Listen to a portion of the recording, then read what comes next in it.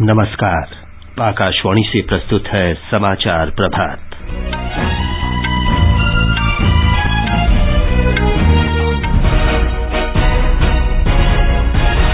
केंद्र ने प्रधानमंत्री नरेंद्र मोदी के फिरोजपुर दौरे में सुरक्षा में हुई चूक पर पंजाब सरकार से रिपोर्ट मांगी।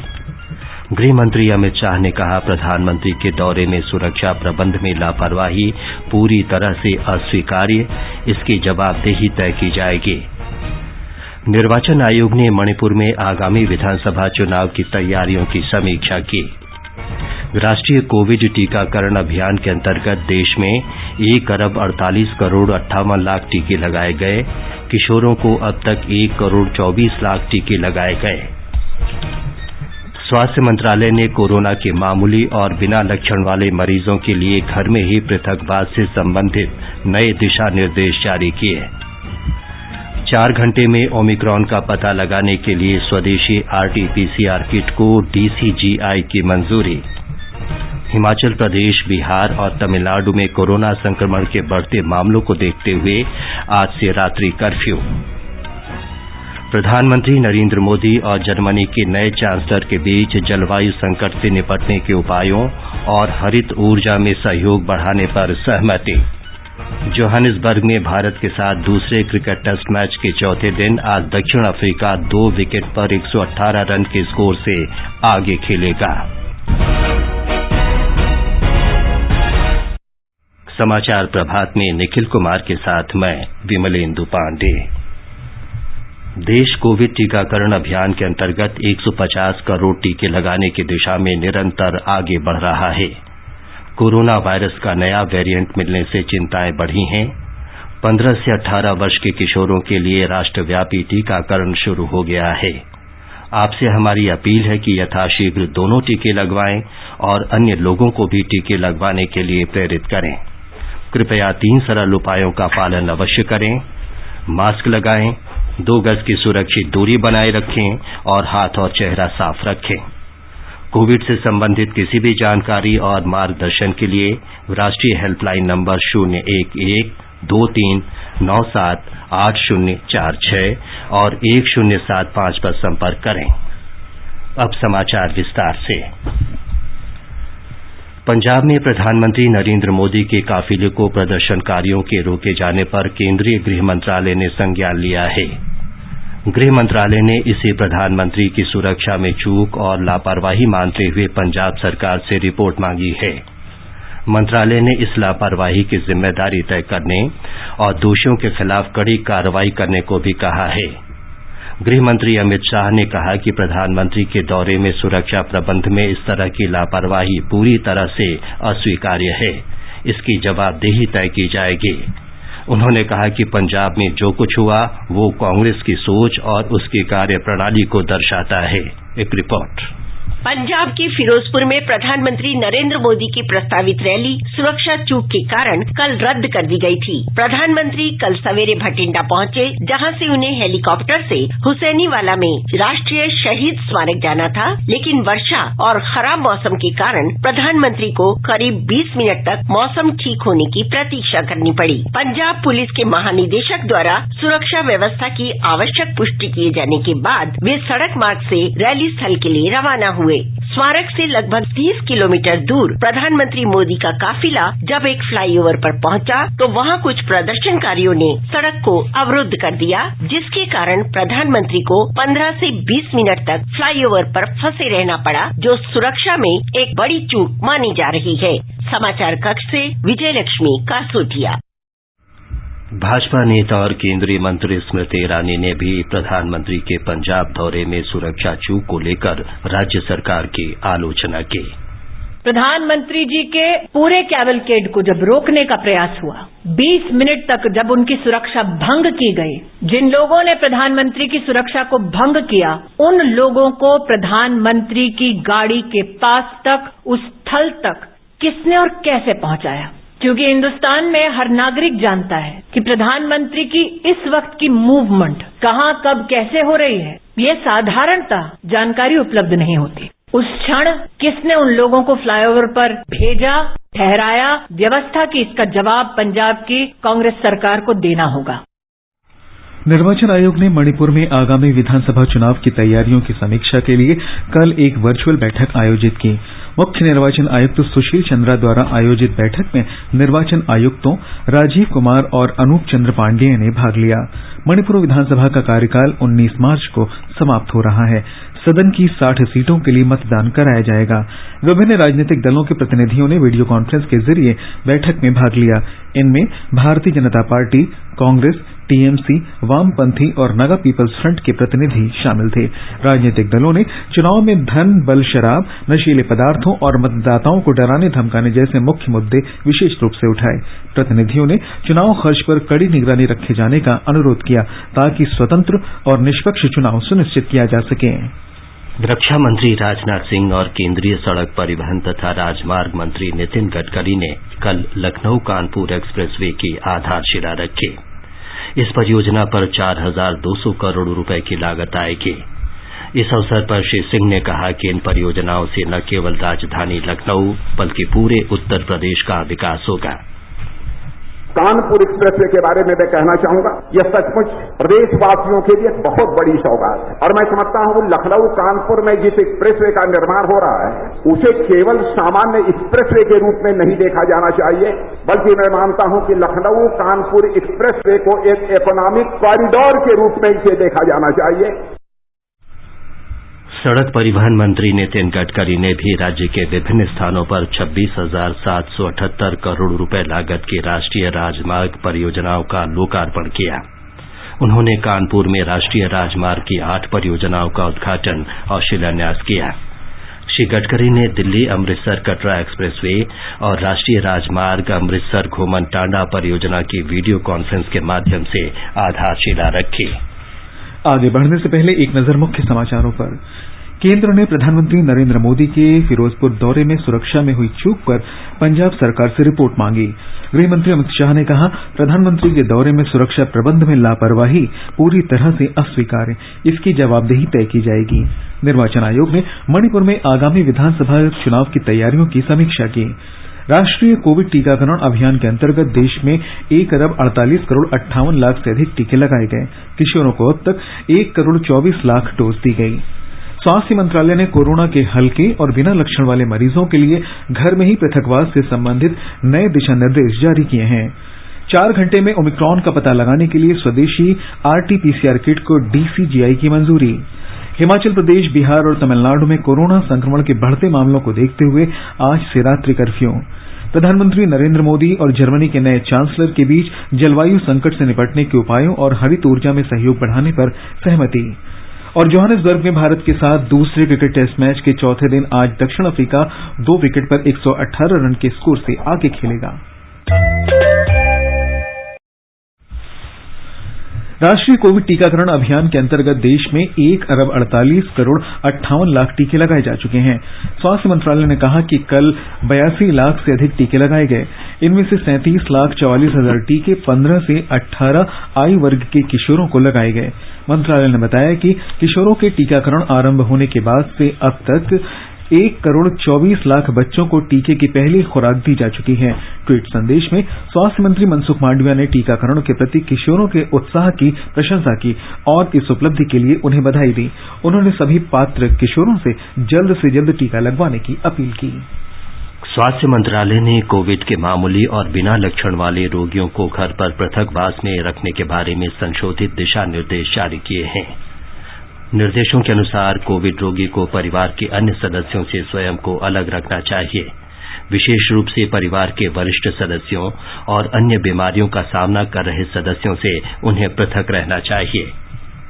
कोरोना वायरस के नए वेरिएंट ओमिक्रॉन का पता लगाने के लिए देश ने टाटा MD और भारतीय चिकित्सा अनुसंधान परिषद की साझेदारी में RT-PCR परीक्षण किट बनाई है।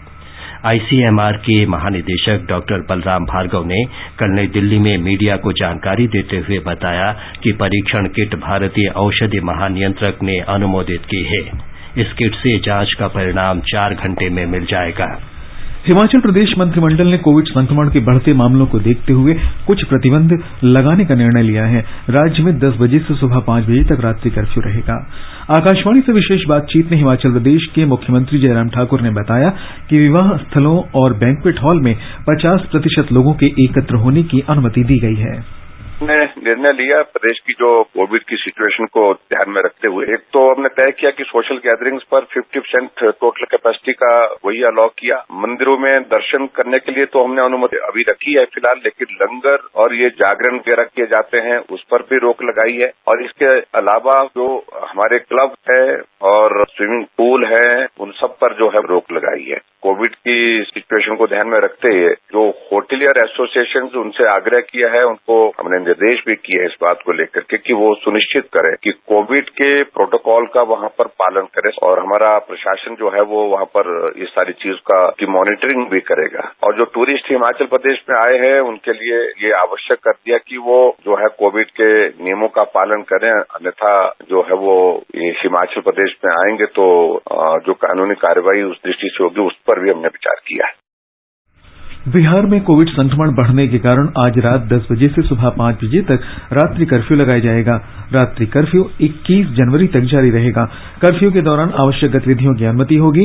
राज्य में अगले आदेश तक जिम, पार्क, मॉल, धार्मिक स्थल, सिनेमा हॉल, स्विमिंग पूल तथा स्टेडियम बंद रहेंगे। सभी दुकानें और व्यावसायिक संस्थान रात 8 बजे तक खुलेंगे। स्कूलों में 8वीं कक्षा तक की पढ़ाई 21 जनवरी तक बंद रहेगी। कोरोना के बढ़ते संक्रमण को देखते हुए तमिलनाडु सरकार ने आज से रात्रि कर्फ्यू लगाने की घोषणा की है। कर्फ्यू रात 10 बजे से सुबह 5 बजे तक लागू रहेगा।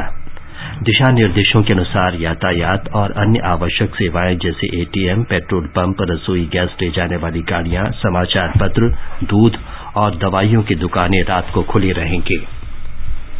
मध्य प्रदेश सरकार ने कोरोना संक्रमण में वृद्धि को देखते हुए नए दिशा निर्देश जारी किए हैं। इसके अंतर्गत विवाह समारोह में 250 और अंतिम संस्कार में केवल 50 लोगों के शामिल होने की अनुमति होगी। और जानकारी के साथ हैं हमारी भोपाल संवाददाता। प्रदेश में सभी प्रकार के मेले जिनमें जन समूह एकत्रित होता है प्रतिबंधित रहेंगे। ये निर्देश तत्काल प्रभाव से अगले आदेश तक प्रभावी किए गए हैं। जिलों के कलेक्टरों को निर्देशित किया गया है कि वे अपने जिलों में आवश्यकता अनुसार कंटेनमेंट जोन घोषित कर आवश्यक प्रतिबंधात्मक कार्यवाही करें। इन निर्देशों के साथ रात्रि कर्फ्यू को लेकर पूर्व में जारी निर्देश भी प्रभावी रहेंगे। इस बीच राज्य में 594 नए कोविड मामले सामने आए हैं। वहीं सक्रिय मामलों की संख्या बढ़कर 1554 हो गई है। पूजा पीवर्धन, आकाशवाणी समाचार, भोपाल। दिल्ली के स्वास्थ्य मंत्री सत्येंद्र जैन ने लोगों से आग्रह किया कि वे कोविड दिशा निर्देशों का सख्ती से पालन करें। उन्होंने लोगों से अनुरोध किया कि मास्क पहनें और अपनी सुरक्षा के लिए सार्वजनिक स्थलों पर सुरक्षित दूरी का पालन करें। केंद्रीय संस्कृति मंत्रालय ने कहा है कि कोविड संक्रमण के कारण बनी स्थिति को ध्यान में रखते हुए नई दिल्ली के राष्ट्रीय संग्रहालय की सभी दीर्घाएं दर्शकों के लिए अगले आदेश तक बंद रहेंगी। राष्ट्रीय संग्रहालय के सभी विभाग कोविड दिशा निर्देशों का पालन करते हुए खुले रहेंगे। प्रधानमंत्री नरेंद्र मोदी और जर्मनी के चांसलर ओलाफ शोल्ज के बीच जलवायु संकट से निपटने के उपायों तथा हरित ऊर्जा सहित नए क्षेत्रों में सहयोग बढ़ाने और आदान प्रदान पर सहमति हुई है। प्रधानमंत्री मोदी ने कल श्री शोल्ज के साथ टेलीफोन पर बातचीत की और उन्हें जर्मन चांसलर नियुक्त किए जाने पर बधाई दी। श्री मोदी ने भारत जर्मनी के बीच कार्यनीतिक भागीदारी को मजबूत बनाने में पूर्व चांसलर अंगेला मर्केल के व्यापक योगदान की सराहना की। उधर जोहानिसबर्ग में भारत के साथ दूसरे क्रिकेट टेस्ट मैच के चौथे दिन आज दक्षिण अफ्रीका जीत के लिए 240 रन के लक्ष्य के जवाब में 2 विकेट पर 118 रन के स्कोर से आगे खेलेगी। मैच जीतने के लिए मेजबान टीम को 122 रन की जरूरत है। आकाशवाणी का समाचार सेवा प्रभाग विशेष वर्षांत श्रृंखला के अंतर्गत वर्ष 2021 की प्रमुख उपलब्धियों की झलकियां प्रस्तुत कर रहा है। आज हम कोविड महामारी के दौरान वाणिज्य और उद्योग मंत्रालय द्वारा विकास के लिए उठाए गए विशेष उपायों पर चर्चा करेंगे। नरेंद्र मोदी सरकार ने महामारी के दौरान भारतीय अर्थव्यवस्था को उन्नत करने के लिए कई उपाय किए हैं। पिछले वर्ष अगस्त में भारतीय उद्योग जगत के दिग्गजों के साथ बातचीत में प्रधानमंत्री नरेंद्र मोदी ने कहा कि कोविड के बाद वैश्विक आपूर्ति श्रृंखला पर चर्चा के दौरान भारत को नई चुनौतियों से अधिक लाभ उठाने के प्रयास करने की आवश्यकता है।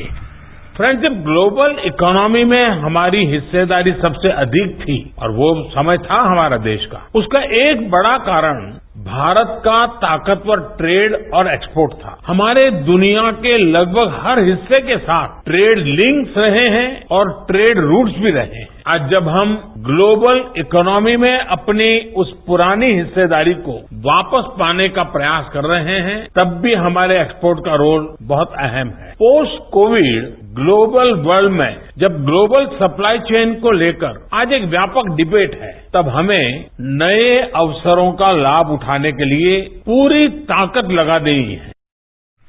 हमारी संवाददाता की ये रिपोर्ट। सरकार ने महामारी को एक अवसर के रूप में इस्तेमाल किया है और आर्थिक विकास को गति देने के लिए प्रभावी कदम उठाए हैं। 29.87 लाख करोड़ रुपए के आत्मनिर्भर भारत पैकेज के साथ साथ लक्षित हस्तक्षेपों ने अर्थव्यवस्था और आजीविका में मदद की है। 2020 में कोविड-19 महामारी आर्थिक विकास के लिए सबसे बड़ा खतरा बनकर उभरा। आत्मनिर्भर भारत पैकेज के तहत किए गए सुधारों में सूक्ष्म, लघु, मध्यम उद्यमों, MSME ऋणों के लिए क्रेडिट गारंटी, क्षेत्रीय संरचनात्मक सुधार, सार्वजनिक खरीद में सुधार शामिल हैं। भारत ने दिसंबर 2021 में $37 अरब का निर्यात किया, जो कि अब तक का सबसे अधिक निर्यात है। अप्रैल से दिसंबर 2021 तक निर्यात $3 खरब हो चुका है और वित्तीय वर्ष के अंत तक यह $4 खरब होने की आशा है। भारत को आकर्षक निवेश गंतव्य बनाने के लिए हाल के दिनों में प्रत्यक्ष विदेशी निवेश नीति प्रावधानों को सरल बनाया गया है। अनुपम मिश्र, आकाशवाणी समाचार, दिल्ली। आकाशवाणी समाचार सेवा प्रभाग आज रात 9:30 बजे कोरोना जागरूकता श्रृंखला के तहत लाइव फोन इन कार्यक्रम प्रसारित करेगा। इस कार्यक्रम में मैक्स अस्पताल नई दिल्ली के डॉक्टर बलबीर सिंह श्रोताओं के प्रश्नों का उत्तर देंगे। आजादी का अमृत महोत्सव के लिए सभी उपभोक्ताओं को शुभकामनाएं। हॉलमार्क सोने की शुद्धता सुनिश्चित करता है। हमेशा हॉलमार्क वाले सोने के आभूषण ही खरीदें। उपभोक्ता संबंधित किसी भी शिकायत के लिए राष्ट्रीय उपभोक्ता हेल्पलाइन के टोल फ्री नंबर 14404 पर संपर्क करें। उपभोक्ता मामले विभाग, भारत सरकार द्वारा जनहित में जारी। जागो ग्राहक जागो। आजादी के अमृत महोत्सव के अंतर्गत आइए अब सुनते हैं आकाशवाणी की विशेष प्रस्तुति आजादी का सफर। आजादी का अमृत महोत्सव।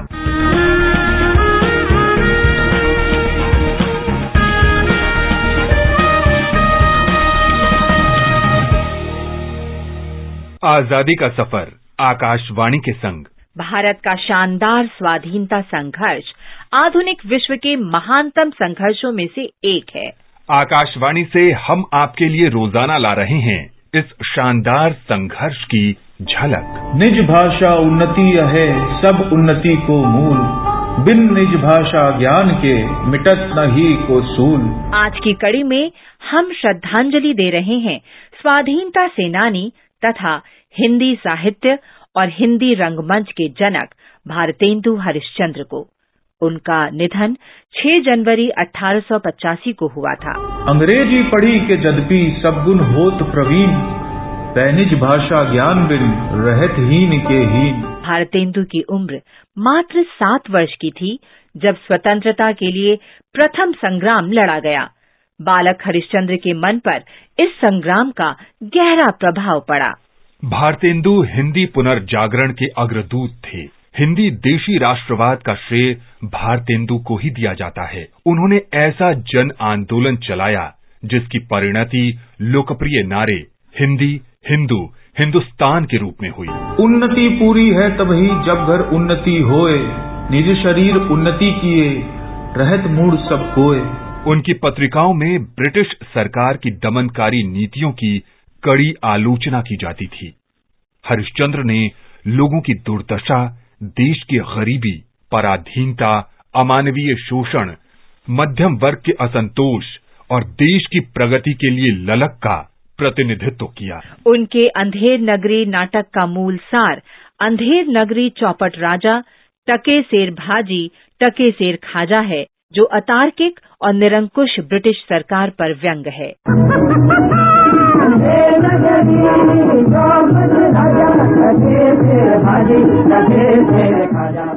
भारतेंदु ने जनता की राय को दिशा देने के लिए नए मीडिया, विशेषकर प्रकाशनों का उपयोग किया।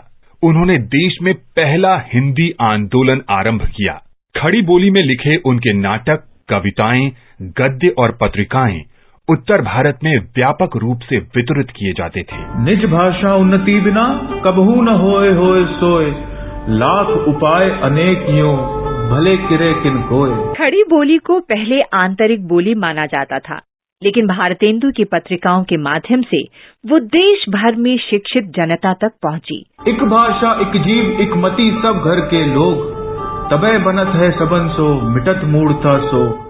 सूचना और प्रसारण मंत्रालय हिंदी जनसंचार में मूल लेखन को प्रोत्साहित करने के लिए 1983 से भारतेंदु हरिश्चंद्र पुरस्कार प्रदान करता रहा है। महान भारतीय राष्ट्रवादी को शत शत नमन।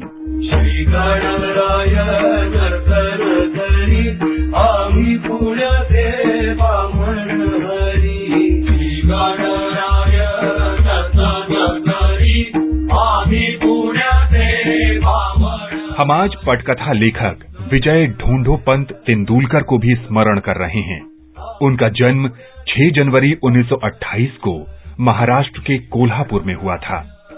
उन्होंने पढ़ाई छोड़कर 14 साल की उम्र में 1942 के भारत छोड़ो आंदोलन में भाग लिया। वे नाटकों, फिल्मों और टेलीविजन के लिए पटकथाओं तथा प्राथमिक रूप से मराठी भाषा में पत्रकारिता के लिए अग्रणी योद्धा के रूप में जाने जाते हैं। तेंदुलकर नाटक देखकर ही बड़े हुए। 11 वर्ष की उम्र में उन्होंने पहला नाटक लिखा, निर्देशित किया और उसमें अभिनय भी किया। वे शांतता कोट चालू आहे, घासीराम कोतवाल और सखाराम बाइंडर के लिए सर्वाधिक लोकप्रिय हैं। उनके नाटकों के मुख्य विषय आधुनिक व्यक्ति के अलगाव से लेकर समकालीन राजनीति, सामाजिक व्यक्तिगत तनावों से लेकर मानवीय चरित्र की जटिलताएं, पुरुष महिलाओं के अन्वेषण से लेकर ऐतिहासिक घटनाओं की पुनः व्याख्या तक विस्तृत है।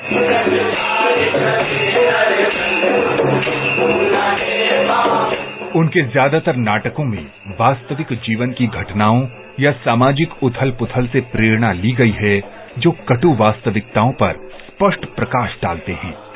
उन्हें कई प्रतिष्ठित पुरस्कारों से सम्मानित किया गया। महान व्यक्तित्व को सादर नमन।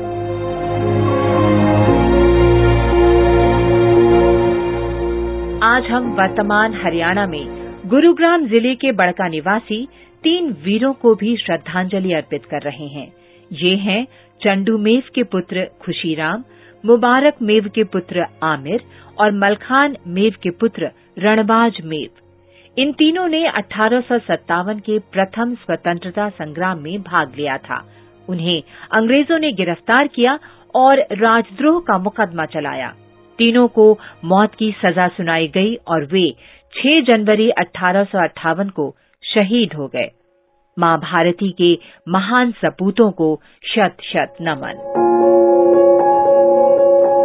आज बस इतना ही। आजादी का सफर आकाशवाणी के संग कल फिर मिलेंगे नई कड़ी के साथ।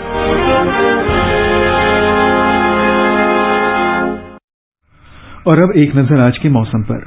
राजधानी दिल्ली में हल्की बारिश होने के साथ आमतौर पर बादल छाए रहेंगे। मुंबई में आंशिक रूप से बादल छाए रहेंगे।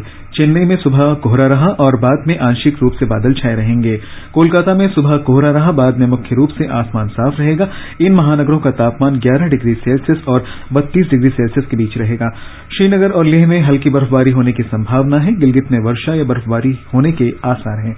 जम्मू में हल्की वर्षा के साथ आमतौर पर बादल छाए रहेंगे। मुजफ्फराबाद में आंशिक रूप से बादल छाए रहेंगे। पूर्वोत्तर में गुवाहाटी सुबह धुंध या कोहरा छाया रहा। इम्फाल और कोहिमा में घना कोहरा छाया रहा। शिलंग, अगरतला और ईटानगर में आसमान साफ रहेगा। आइजॉल में हल्का कोहरा छाया रहा। ये समाचार हमारी वेबसाइट newsonair.gov.in/hindi पर भी उपलब्ध हैं। और निखिल, अब बताएं कि आज के समाचार पत्रों में क्या विशेष है। जी विमलेंदु, प्रधानमंत्री नरेंद्र मोदी की सुरक्षा में गंभीर चूक अखबारों की बड़ी खबर है। दैनिक ट्रिब्यून का कहना है, फ्लाई ओवर पर 20 मिनट तक फंसे रहे प्रधानमंत्री। गृह मंत्रालय ने मांगी चन्नी सरकार से रिपोर्ट। हिंदुस्तान अभूतपूर्व शीर्षक से लिखता है कि ऐसा पहली बार हुआ है कि प्रधानमंत्री के काफिले का रास्ता प्रदर्शनकारियों ने रोका। लोक सत्य की टिप्पणी है, मोदी की सुरक्षा में चूक पर कांग्रेस और भाजपा में घमासान।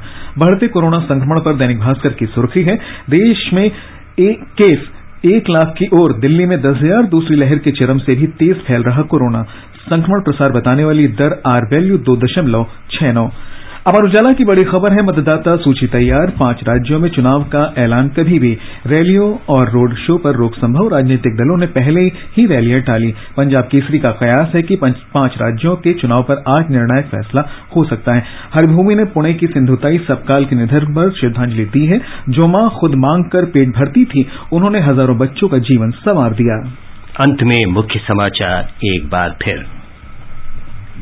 केंद्र ने प्रधानमंत्री नरेंद्र मोदी के फिरोजपुर दौरे में सुरक्षा में हुई चूक पर पंजाब सरकार से रिपोर्ट मांगी। गृह मंत्री अमित शाह ने कहा, प्रधानमंत्री के दौरे में सुरक्षा प्रबंध में लापरवाही पूरी तरह से अस्वीकार्य, इसकी जवाबदेही तय की जाएगी।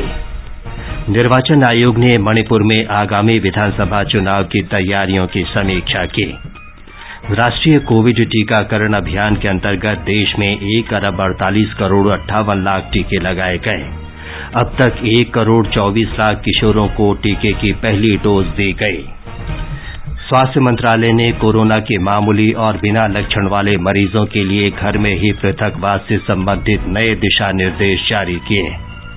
4 घंटे में ओमिक्रॉन का पता लगाने के लिए स्वदेशी RT-PCR किट को औषधि महानियंत्रक की मंजूरी।